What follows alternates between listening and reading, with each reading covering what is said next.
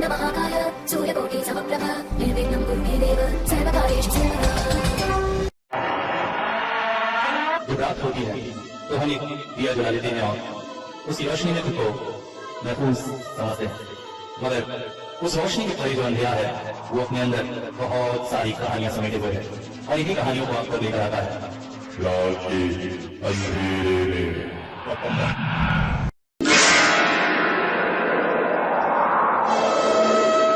तो नमस्कार, आदाब, सत श्री अकाल दोस्तों, और स्वागत सभी का। और आज आप लोग के लिए लेके आया हूँ एक बहुत बहुत बहुत ही अच्छी स्टोरी। आशा करता हूँ आप लोगों को पसंद आएगी। मगर पिछले स्टोरी में मैंने आप लोगों से कुछ कहा था भाई, तो कुछ लोगों के कमेंट आए जिनका ये कहना है कि वो स्टोरी तो लगातार सुनते हैं मगर कमेंट नहीं कर पाते हैं। तो भाई बहुत बहुत शुक्रिया दिल से कि आप लोग स्टोरी लगातार सुनते हैं। मगर देखिए, जिस तरह से मैं लगातार स्टोरी लाता हूं तो मुझे भी तो आप लोगों की इनकरेजमेंट चाहिए, इसलिए मैं बीच बीच में आप लोगों से कुछ कुछ बोलता रहता हूं, आप लोगों को कुछ एक्टिविटी करने के लिए कहता रहता हूं, क्योंकि चैनल अगर ठंडा पड़ा रहेगा तो यार मुझे कैसे प्रोत्साहन मिलेगा। मगर दुख की बात यह है कि पिछले बार जो मैंने कहा था उस पर सारे लोग चादर तान कर सो रहे हैं। अभी तक मुझे सिर्फ एक कमेंट मिला है। मैंने आप लोगों से कहा था कि अगर आप लोगों के जीवन में कोई चमत्कार की घटना है या आपसे रिलेटेड किसी के साथ कोई चमत्कार की घटना है तो ज़रूर बताइएगा, मगर किसी ने भी कमेंट करके उस विषय में नहीं लिखा। रईस भाई ने लिखा कि उनको चमत्कार का इंतज़ार है, कुछ लोगों ने लिखा कि वो स्टोरी लगातार सुनते हैं पर कमेंट नहीं करते हैं, और सिर्फ जो मेरे भाई हैं मदारा उचीहा, उन्होंने एक बहुत प्यारा कमेंट लिखा। भाई बहुत बहुत शुक्रिया आपके कमेंट के लिए। और सच में जैसा कमेंट आपने लिखा है, वर्तमान देश की परिस्थिति में ऐसे ही कमेंट की आवश्यकता है, क्योंकि हमें समझना होगा कि धर्म के नाम पर जो लोग लड़ रहे हैं वो सबसे बड़े बेवकूफ़ है, क्योंकि भगवान, ईश्वर, अल्लाह अलग नहीं है, वो एक ही रूप है और पता नहीं कब किसके साथ किस रूप में आके वो उसकी मदद कर जाए। भाई ने कमेंट में लिखा है कि उनका एक दोस्त है जिसका नाम है कृष्ण खान। सुनकर मुझे भी बड़ा अजीब लगा। तो उन्होंने लिखा है कि उन्होंने उनसे पूछा कि उनका ऐसा नाम क्यों है, तो उन्होंने बताया बचपन में उनके साथ एक चमत्कार हुआ था, और वो चमत्कार ये था कि जब वो पैदा होने वाले थे उस समय उनकी माँ की तबीयत बहुत खराब थी।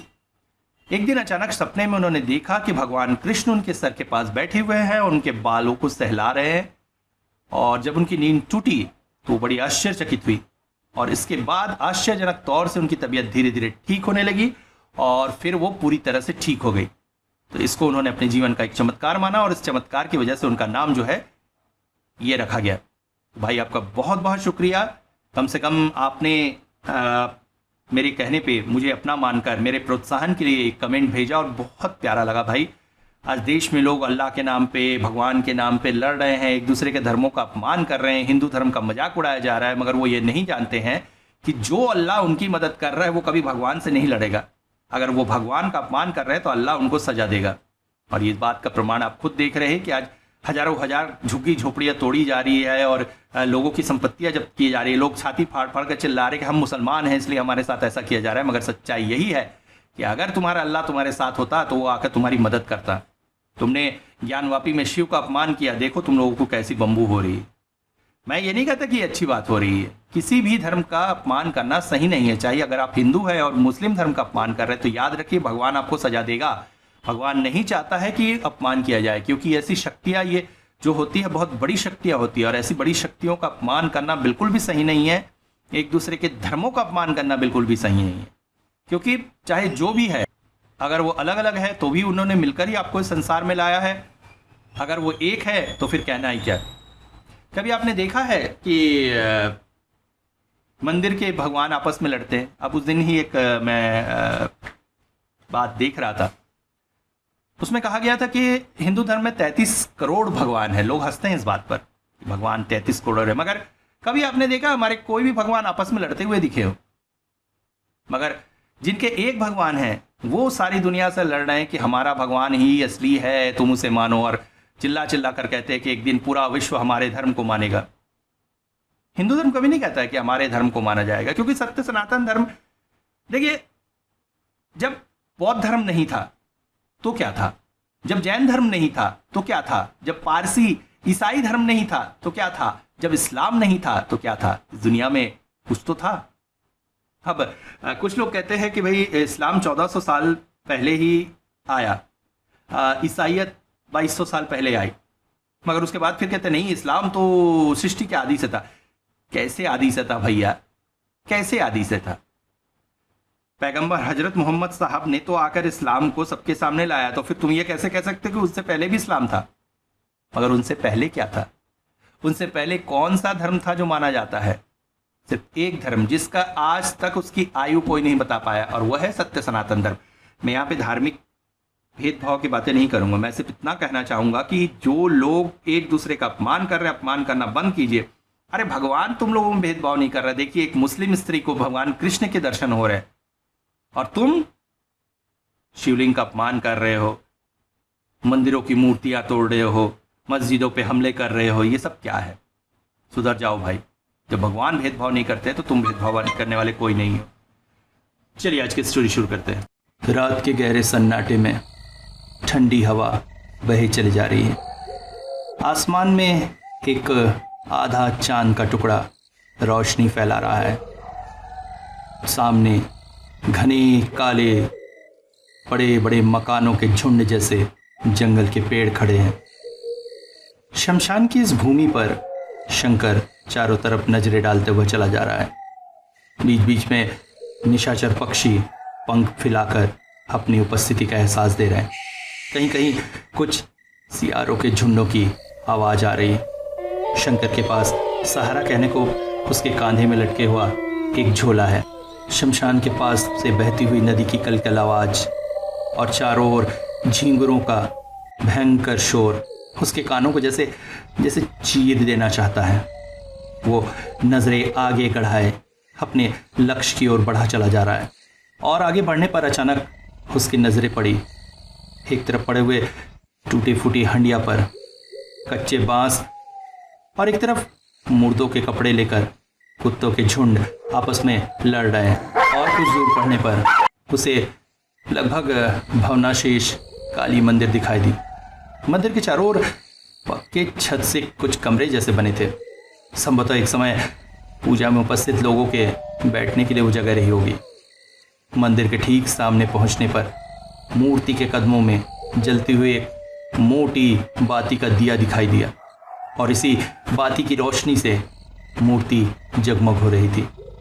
काले पत्थर से निर्मित माँ काली की मूर्ति अत्यंत तेजोमय दिखाई दे रही थी। गले में रक्तिम मदार के पुष्पों की माला पड़ी थी, जो जो ऐसा लग रहा था जैसे रक्त पुष्प हो। नेत्र भ्रम से कभी कभी ये नरमुंडों की माला की तरह भी दिखाई देती थी। माँ काली की उस काले पत्थर की मूर्ति पर बैठे हुए श्वेत रंग के दो नेत्र शंकर को ऐसा लग रहा था जैसे जैसे उसी की तरफ देख रहे हों। और माँ के ठीक सामने बनी हुई थी बलिवेदी। इस सारे स्वरूप को देखकर जैसे हृदय की धड़कन रुकने को आ जाती है। और थोड़ा आगे बढ़ने पर शमशान के पास के जंगलों की तरफ पहुंचते ही अचानक मंत्रोच्चार की आवाज शंकर के कानों में पड़ने लगी। ओम काली काली महाकाली, महाकाली काली रूपाय काली कालिनी। और तेज अग्निशिखा उसे दिखाई देने लगी। अग्निशिखा का ध्यान करके शंकर उस ओर तेज कदमों से बढ़ता चला गया, और जैसे जैसे अग्निशिखा के पास आया उसने देखा अग्निशिखा के ठीक सामने आंखें मूंदे मंत्रोच्चार कर रहे हैं तांत्रिक वज्रनाथ। जैसे ही शंकर की उपस्थिति का उन्हें एहसास हुआ, उन्होंने मंत्रोच्चारण रोक दिया और फिर लगभग चीखते हुए बोले, तो फिर आ गया। मैंने तुझे कहा था ना यहाँ मत आना, चला जा यहाँ से, चला जा। बाबा बाबा सुनिए सुनिए, मेरी बात सुनिए बाबा। बाबा बहुत से शमशानों में घूमने के बाद आपको पाया बाबा। बाबा मुझे भगा मत दीजिएगा। वज्रनाथ और अधिक क्रोधित हो उठे और यज्ञ कुंड से एक मोटी सी जलती लकड़ी उठाकर शंकर की तरफ जोर से फेंक मारा। शंकर भी उसी क्षण अपनी जगह से हटकर उस जलती हुई लकड़ी के प्रहार से बच गया। अचानक ही शंकर ने अपने झोले में से कुछ अनानास के फल निकालकर वज्रनाथ की ओर बढ़ाते हुए कहा, बाबा ये आपके लिए लाया था, अगर ग्रहण करेंगे तो मुझे खुशी होगी। किसने दिया तुझे मेरे इस जगह का पता? वज्रनाथ का क्रोध अब थोड़ा सा कम हो गया था। अनानास के फलों को पास रखकर वे जमीन पर बैठ गए। शंकर बोला, बाबा बाबा, उस शमशान में आपने मुझे पका दिया था, उसके बाद से आपका पता खोजते खोजते यहाँ तक पहुँच गया बाबा। बाबा मुझे अपनी शरण में ले लीजिए बाबा। फिर पास ही रखे झोले में से एक खोपड़ी निकालकर उसे उल्टा करके उसमें उस अनानास के फलों को रखते हुए वो बोले, मेरे पास आने का तुझे कोई लाभ नहीं होगा। तेरे शरीर से संसार की गंध गई नहीं है। तू कुछ नहीं कर सकेगा। बाबा बाबा, क्या मैं तांत्रिक नहीं बन सकूंगा बाबा? बाबा क्या मैं तंत्र साधना नहीं कर सकूंगा? बड़े ही दुखी स्वर में शंकर ने पूछा था। वज्रनाथ उसकी तरफ देखते हुए बोले, मैंने तुझे पहले ही कहा था, तेरे सर पर तांत्रिक बनने के निशान हैं, मगर अस्पष्ट। ये तुझे निम्न मार्ग के तंत्र की तरफ ले जा सकते हैं, जो बहुत ही भयानक और कष्टकर हो सकता है। इससे तुझे नुकसान ही होगा। हो नुकसान बाबा हो, मगर आप मुझे अपनी शरण में लीजिए बाबा। मेरी तांत्रिक होने की मनोइच्छा को पूर्ण कीजिए। मनोइच्छा पूर्ण करूं? तूने क्या मुझे कल्प वृक्ष समझ लिया है? हाँ, तांत्रिक बनना कोई बच्चों का खेल नहीं है रे। मैं कोई जादू का खेल नहीं सिखाता हूं जिससे किसी का मनोरंजन हो। तंत्र मंत्र लेकर खेल कूद नहीं की जा सकता। जा निकल जा, इस पवित्र शमशान भूमि से बाहर निकल जा। शमशान भूमि को लोभ कामना से मत भर। मैंने जब तुझे पहली बार देखा था तभी मैं समझ गया था तू निम्न मार्ग का तांत्रिक बन सकता है। बस तेरे द्वारा भैरव हो सकना संभव नहीं है। तो सिर्फ लोगों को जादू दिखाने की कला सीखना चाहता है बस। बाबा मेरा अपराध क्षमा कीजिए बाबा। बाबा सुनिए तो। बाबा मुझे शिक्षा ज्ञान कुछ नहीं चाहिए। मुझे बस अपनी शरण में रखिए। मेरा कहीं मन नहीं लगता है। आंखें बंद करता हूँ तो एक बुढ़िया दिखाई देती है, हमेशा इधर उधर घूमती हुई मुझे इशारे कर अपने पास बुलाती है। मुझे बड़ा डर लगता है बाबा बड़ा डर लगता है। जय कृष्ण काली। माने तो तुझे पहले से ही अपने पास बुला कर रखा है रे। हैं? इसमें डरने की क्या बात है? मैं कौन होता हूँ माँ की इच्छा में बाधा देने वाला? जय माँ काली, जय कृष्ण काली, जय माँ काली। इस बालक की रक्षा कर माँ, इस बालक की रक्षा कर। जय माँ काली, जय माँ काली। बाबा क्या मैं भैरव हो सकूंगा? ठीक है। क्या नाम है तेरा? सिर्फ नाम बताना, सरनेम नहीं। जी शंकर। तूने तो बाबा का नाम ही रख लिया रे। बहुत बढ़िया। मगर सोच ले, अगर तंत्र के मार्ग में मौत आ गई तो कदम पीछे तो न बढ़ाएगा। बाबा आपके साथ रहते हो, अगर मौत भी आ गई तो उससे अच्छा क्या होगा? ठीक है, देखता हूं तेरा आत्मविश्वास कब तक तेरा साथ निभाता है। तू भैरव होना चाहता है? हाँ बाबा हाँ। ठीक है, अभी जा। अभी तेरा समय नहीं आया है। अपने आप को पवित्र करके फिर मेरे पास आना। इसके बाद अट्टहास करते हुए वज्रनाथ अंधेरे में जाने कहाँ गायब हो गए। शंकर भी धुनी के पास ही लेट गया और न जाने कब उसे नींद आ गई। सवेरा हुआ तो एक बार फिर से वज्रनाथ धुनी के पास वापस लौटे और शंकर को वहां सोते देखकर गुस्से से एक जोरदार लात मारते हुए बोले, उठ तो अभी तक गया नहीं? बाबा मैं कहीं नहीं जाऊंगा। मुझे मत भेजिए बाबा आप मुझे मारिए पीटिए मार डालिए, मगर मैं ये शमशान छोड़कर नहीं जाऊंगा। ये शमशान तेरे जैसे इंसान के लिए नहीं है रे। ये बहुत शक्तिशाली जगह है। मरेगा। सियार कुत्ते तेरी लाश को नोच कर खाएंगे। शाम को जब वज्रनाथ फिर वापस आए, शंकर उनके पीछे घूमता रहा।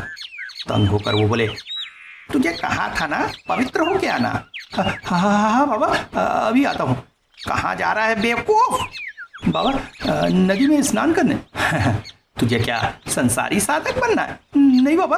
तो फिर अच्छा तन की सफाई, तन की पवित्रता मतलब तेरे लिए शरीर को धोना है। उससे तो सिर्फ शरीर का ऊपरी हिस्सा साफ होता है, मन के अंदर जो पाप कलुषता भरी हुई है उसे क्या दूर कर सकेगा तू नहा के? इस संसार में सबसे पवित्र होती है एक लाश, क्योंकि उस नर अंदर बसने वाली वो 6 शत्रुओं से युक्त आत्माओं से छोड़कर चली गई है।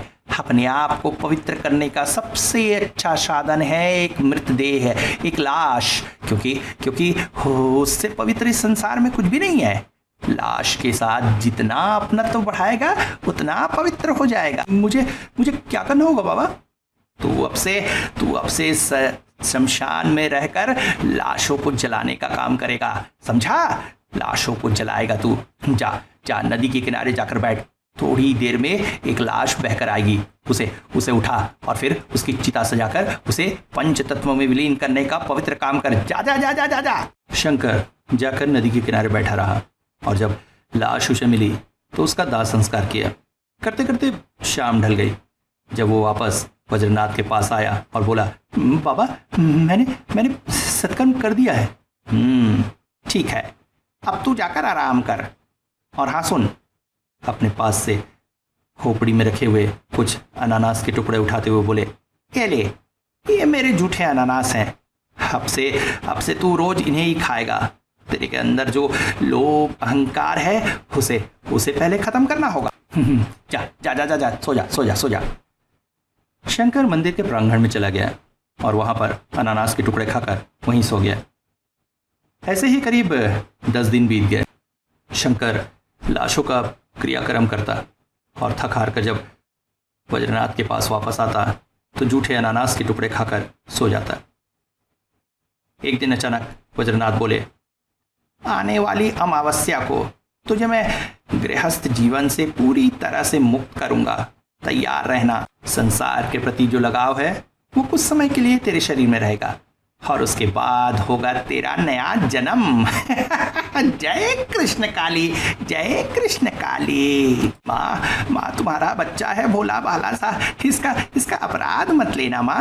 हाँ, तू एक काम कर, लंगोटी पहन और नदी में जाकर अपने 6 शत्रुओं को नदी में स्वाहा करा। जा। शंकर जब नदी की ओर बढ़ने लगा तो सुबह की लालिमा फैल रही थी। नदी से स्नान करके जब वो आया तो वज्रनाथ बोले, कल रात को जली हुई चिता की राख पड़ी हुई होगा। जा उसे पूरे शरीर में मलकर आ जा। जब शंकर चिता की राख शरीर में मलकर आया तो फिर उसे एक छोटा सा लाल वस्त्र देते हुए वज्रनाथ बोले, इसे अपने कटी प्रदेश में बांध ले। और फिर अपना झोला उसे देते हुए बोले, जा गांव में जाके भिक्षाटन करके आ। हाँ सुन, लोगों से पैसे ना लेना और ज्यादा लालच ना करना। थोड़ा बहुत जो मिल जाए लेकर शाम तक यहाँ वापस आ जाना। गांव वालों से कुछ भी बात नहीं करना, मौन व्रत धारण किए रहना।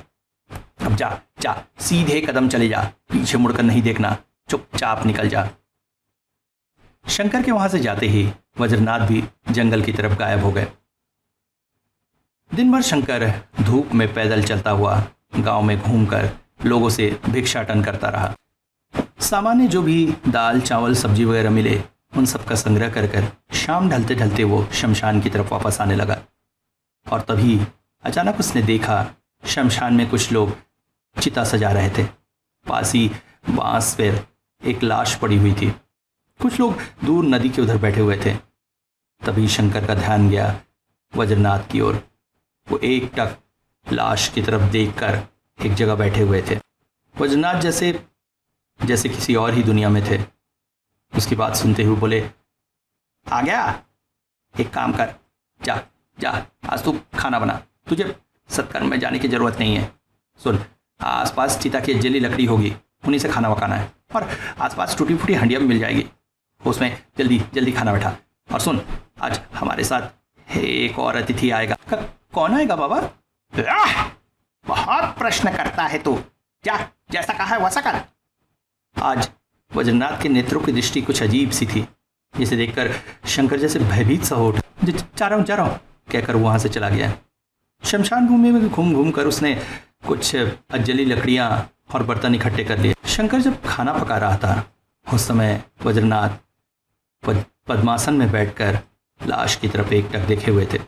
उन्हें ऐसा बैठे देखकर लाश के साथ आए एक दो लोग उनके पास आए और अपना हाथ बढ़ा दिया उनके सामने।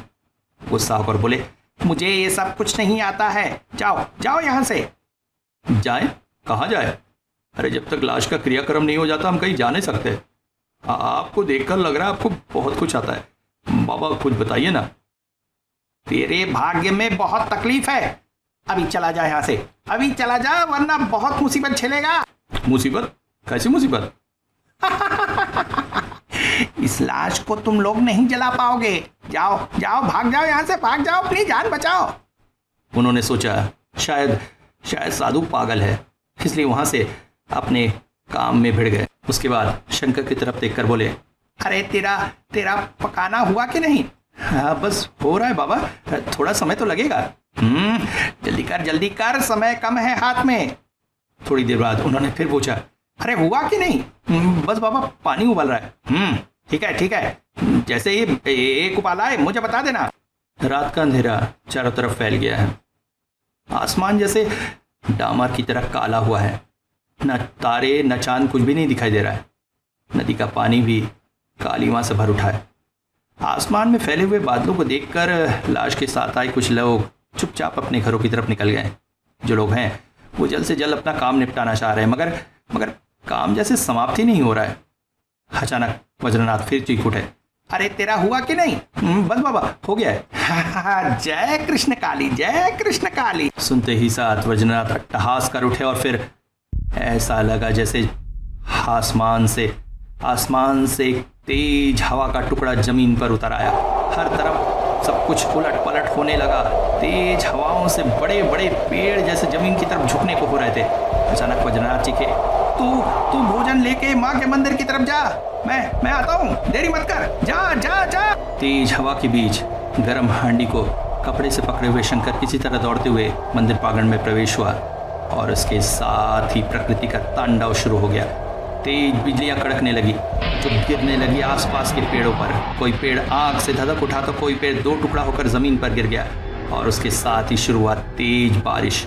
इस प्रलंकारी अवस्था को देखकर लाश के साथ आए लोग लाश को वहीं फेंककर अपनी प्राण बचाने के लिए वहां से भाग उठे। प्रकृति के इस भयानक तांडव के बीच पूरा शमशान गूंज उठा वज्रनाथ की तीव्र हंसी से।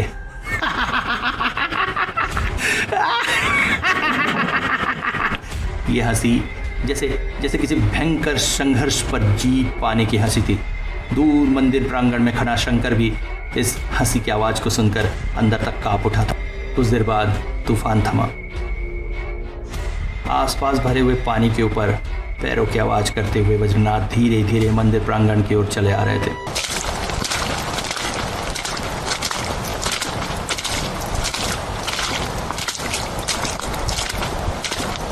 मंदिर में दिया जलाकर रोशनी करने के बाद मंदिर के आधे टूटे छत के नीचे शंकर भोजन की हाड़ी को लिए हुए बैठा हुआ था। वज्रनाथ को आते देखकर वो खड़ा हो गया और बोला, बाबा आप ठीक तो हैं?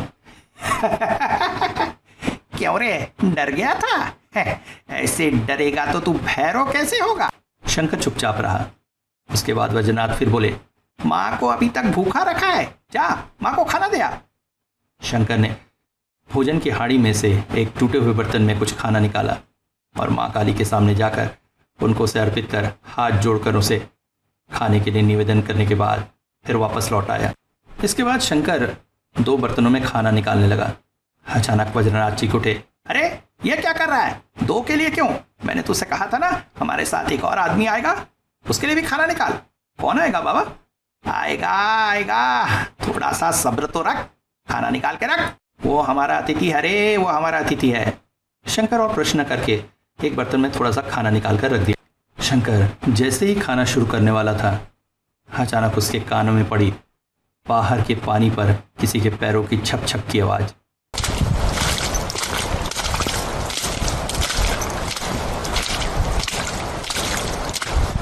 उसे सुनते ही जैसे शंकर का पूरा शरीर कांप सा उठा। उसको खाने का मन नहीं कर रहा था। खाना रोककर सामने की तरफ देख रहा था, जबकि वज्रनाथ एक मन से खाना खाने में लगे हुए थे। मंदिर के दिए की हल्की रोशनी में जो कुछ दिख रहा था उसमें शंकर ने देखा बाहर एक नवयुवक आकर खड़ा हुआ। युवक का शरीर मध्यम कद का होगा। शरीर के निचले हिस्से में एक सफेद कपड़ा लिपटा हुआ है। शरीर का ऊपरी हिस्सा नग्न है। वो वहां पर आकर खड़ा हुआ। नवयुवक के आते ही अचानक वज्रनाथ बोले, आ गया है तू? अच्छा, जा उसे खाना दिया, उन्होंने शंकर से कहा। नवयुवक मंदिर प्रांगण के बाहर ही बैठ गया। शंकर उसके लिए रखा हुआ खाना उठाकर मंदिर के बाहर की तरफ चल पड़ा। बार बार उसे ऐसा लग रहा था जैसे उस नवयुवक को पहचानता है, मगर अंधेरे में ठीक से याद नहीं आ रहा था। जैसे ही उसने नवयुवक की तरफ खाना बढ़ाया, शंकर का पूरा शरीर जैसे मलेरिया के मरीज की तरह थर थर कांपने लगा। नवयुवक ने हाथ बढ़ाकर उसके हाथों से जैसे ही खाने की टूटी हुई कटोरी ली, शंकर को ऐसा लगा जैसे नवयुवक के हाथ ठंडे बर्फ के से हैं।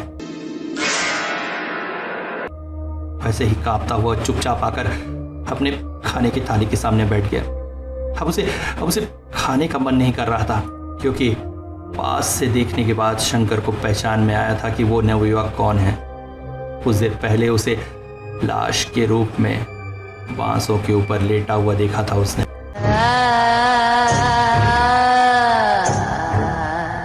वज्रनाथ कुछ देर पहले उसी लाश की तरफ देखे हुए थे।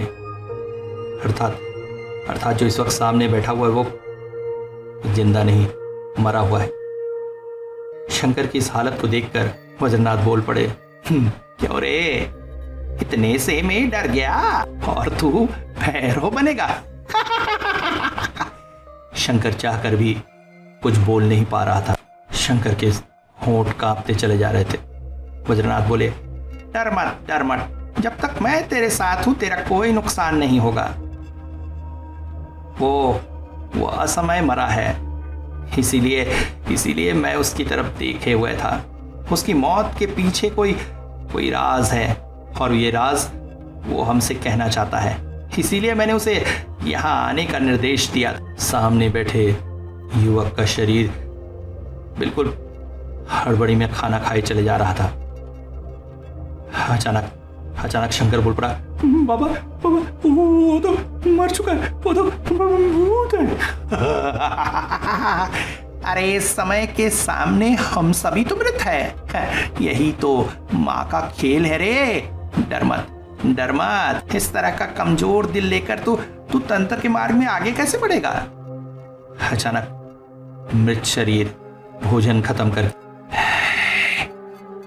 नहीं है, बहुत देर से नहीं खाया ना, इसीलिए। वज्रनाथ बोले, जा माँ को जो भोग लगाया है वो जूठा भोजन उसे दे दे, उसकी मुक्ति का मार्ग प्रशस्त होगा। शंकर उठकर गया और कुछ देर पहले जो माँ काली के सामने भोजन रखाया था उसे उठाकर मृत शरीर की ओर बढ़ा दिया। वो उसे खाने के बाद परम तृप्ति के साथ बोला, इस शरीर को जला भी दो तो कोई दुख नहीं होगा।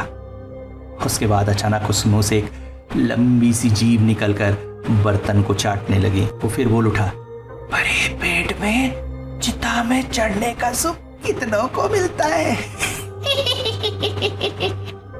भोजन समाप्त करने के पश्चात वज्रनाथ बोले, चलो नदी के किनारे जाकर बैठते हैं। वो मर चुका है, वो अतीत है, इसलिए मंदिर में प्रवेश उसके लिए वर्जित है। उसकी मृत्यु के रहस्य की कहानी सुनने के लिए ही मैंने उसकी आत्मा को यहाँ रोक कर रखा है। हालांकि यह नियम विरुद्ध काम है, मगर फिर भी मुझे यह करना पड़ा। मगर ज्यादा समय तक मैं उसे नहीं रोक सकूंगा। तो उसका शरीर धीरे धीरे सड़ने लगा। इसके बाद वो नदी की तरफ चल पड़े। अंधेरे में वज्रनाथ आगे आगे चले जा रहे थे। उनका अनुसरण करते हुए शंकर उनके पीछे था। आसमान में चांद निकल आया था, तारे भी टिमटिमा रहे थे। उसकी रोशनी चारों ओर फैली हुई थी। नदी का जल सुनहरा दिखाई दे रहा था। आसपास निशाचर जीवों की आवाज थी। कुछ शियार अपने मांदों से बाहर निकल आए थे और बीच बीच में उल्लास भरी आवाज में चीखते थे।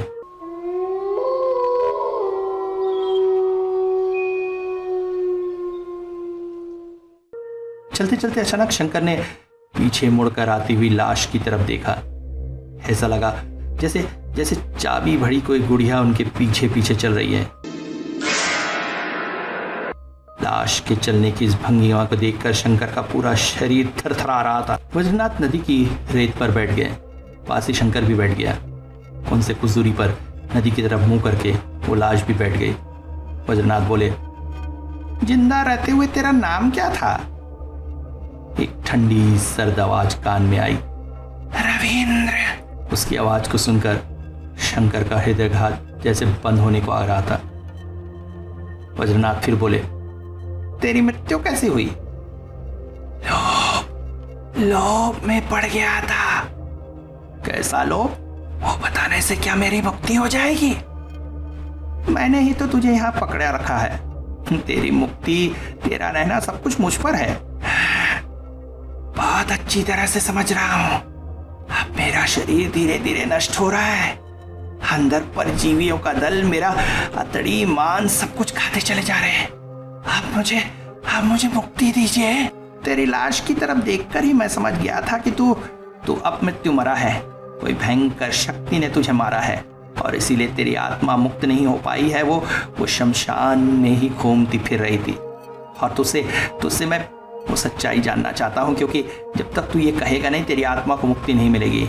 और इसीलिए मैंने तुझे रोक कर रखा और यहाँ लेकर आया। मगर प्रकृति के विरुद्ध काम करने की वजह से मेरी शक्ति भी नष्ट हो रही है। इससे पहले कि कोई और मुसीबत आए तो जल्दी से अपना मृत्यु का रहस्य बता दे। अब शक्ति का संसार में रहना सबके लिए नुकसानदायक है। तुझे अपने अंतिम समय के बारे में सोचने की जरूरत नहीं है। उसका निर्माण मैं करूंगा। मगर तू बता। वो एक बड़ी अजीब घटना है बाबा। अभी मैं समझ पा रहा हूं। मेरी मौत का ये बीज कई साल पहले मेरे दादाजी ने रोपण कर दिया था, जिनका नाम था अमरेंद्रनाथ। मृत्यु का बीज? वो कैसे? बताता हूं।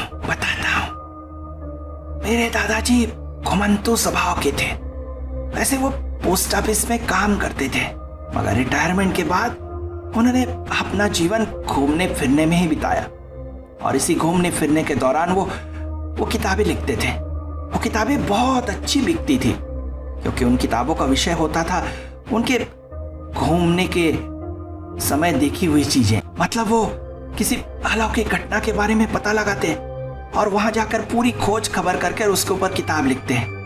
और इस तरह दोनों काम उनके एक साथ हो जाते थे। उनकी ज्यादातर किताबों के विषय विचक्राफ्ट, भूत प्रेत, तंत्र मंत्र, वुडू, जादू इत्यादि होते थे। अंतिम बार वो गए थे मयंक ग्राम में। काला जादू के अमृत भूमि के नाम से प्रसिद्ध जगह असम में कामाख्या के पास ही है। हाँ, मुझे मालूम है। मयंक का हिंदी अर्थ होता है माया। ये गांव भारत के काला जादू का गढ़ कहलाता है। बच्चे से लेकर बूढ़े तक वहाँ काला जादू करते हैं। सभी लोगों की बीमारी ठीक करने से लेकर भूत प्रेत इत्यादि भगाने का काम करके अपना जीवन निर्वाह करते हैं। बहुत से लोगों के घरों में तो अब शक्तियां निवास करती हैं। डाकिनी विद्या, काला जादू इत्यादि का वो गांव जैसे गढ़ है। वहां पहुंचकर मेरे दादाजी को अब शक्ति वश में करने की इच्छा जागी। उन्होंने अपना सारा जीवन इसी में लगा दिया था। एक दो बार दिखी भी थी उन्हें, मगर किसी को वश में नहीं कर पाए थे। अंत में उनकी इच्छा अत्यंत प्रबल हो गई, इसलिए वो मयंक ग्राम में जाकर रहने लगे और पैसे के बदले विद्या सीखने लगे। मगर ये सब आप कैसे जाने? ओ, कहानी के बीच में ही समझ जाओगे। दादाजी साल भर वहां रहकर विद्या सीख कर वापस घर लौट आए। फिर घर में ही रहकर उन सब के प्रयोग करने लगे। मगर इन सब के चलते घर में परेशानियां उत्पन्न होने लगी, क्योंकि काला जादू के प्रयोग के चलते घर में कुछ अमंगलकारी घटनाएं होने लगी। एक दिन मेरी दादी अचानक सीढ़ियों से लुढ़क कर गिर गई। जब वो नीचे आकर गिरी तो घर के सभी लोग उन्हें उठाने के लिए दौड़े। तब तक दादी में कुछ जान बाकी थी। उन्होंने सीढ़ी के ऊपर की तरफ इशारा करते हुए अंतिम शब्द कहे थे, धक्का। इसे सुनते ही मेरे पिताजी और चाचा जी बहुत उत्तेजित हो उठे।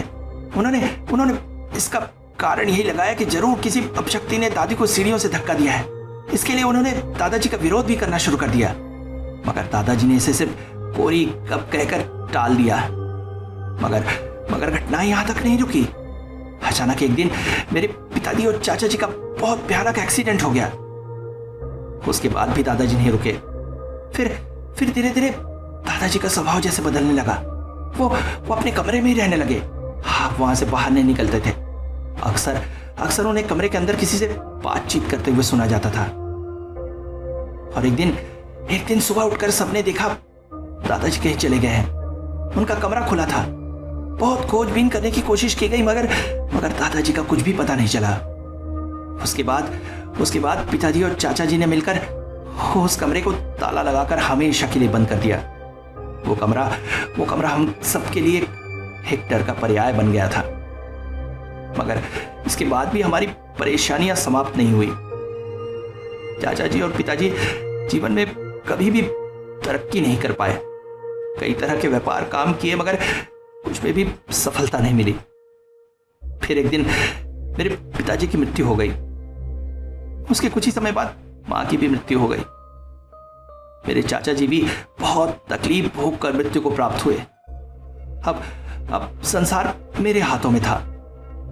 मैं भी चाहकर भी जीवन में आगे नहीं बढ़ पा रहा था। बहुत प्रयास करने पर भी घर गृहस्थी को ठीक से चला पाना मेरे लिए संभव नहीं था। तभी अचानक एक दिन मेरे दिमाग में एक बात आई। दादाजी का कमरा खाली पड़ा था। मन में आया क्यों ना उसे किराए पर चढ़ा दिया जाए। इससे आय होगी, घर की हालत को सुधरेगी। जैसा सोचना था वैसा ही काम था। मैं तुरंत ही कमरे का ताला खोलकर कमरे की साफ सफाई करने लगा।